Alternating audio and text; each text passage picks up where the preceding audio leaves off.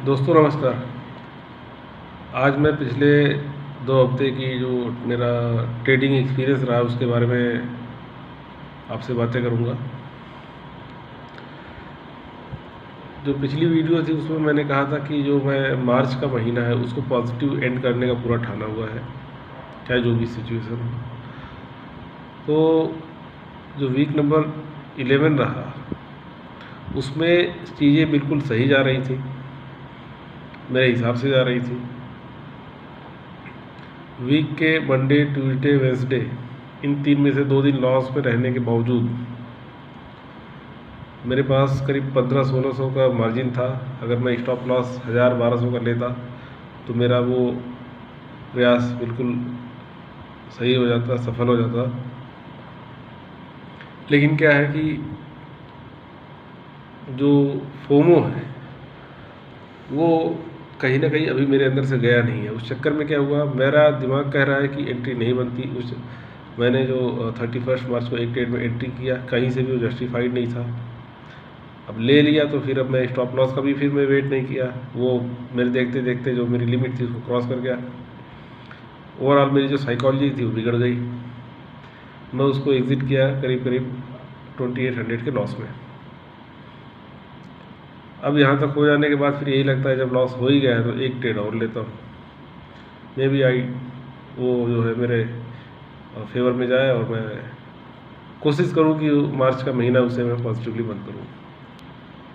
वैसा हुआ भी।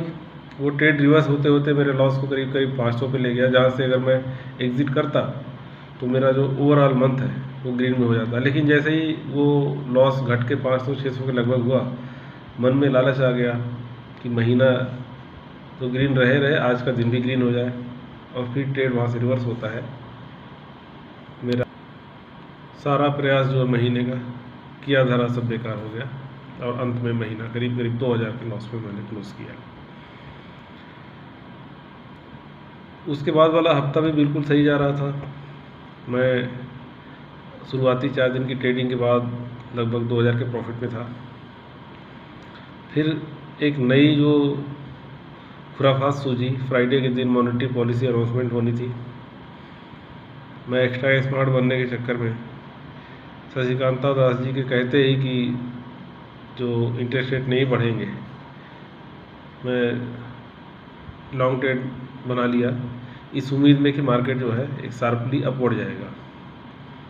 उसके बाद की उनकी कमेंट्री चलती रही और मार्केट वोलेटाइल रहा, और फिर वहाँ भी मैं अपना जो लॉस, जो मेरा मैक्सिमम लॉस है, उस लॉस को लेकर एग्जिट नहीं कर पाया।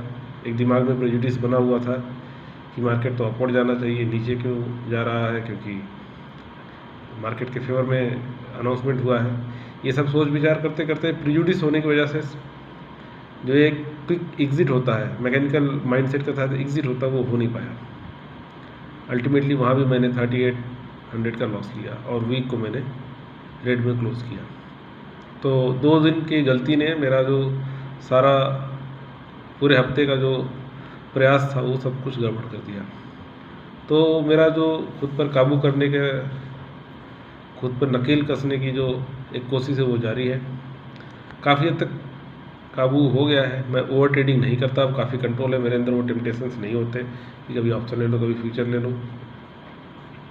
दूसरा एक चीज़ मैंने डिसाइड फिर से किया है कि मैं न्यूज़ ट्रेड नहीं करूँगा कभी भी। न्यूज़ ट्रेड करने के चक्कर में मैं मोर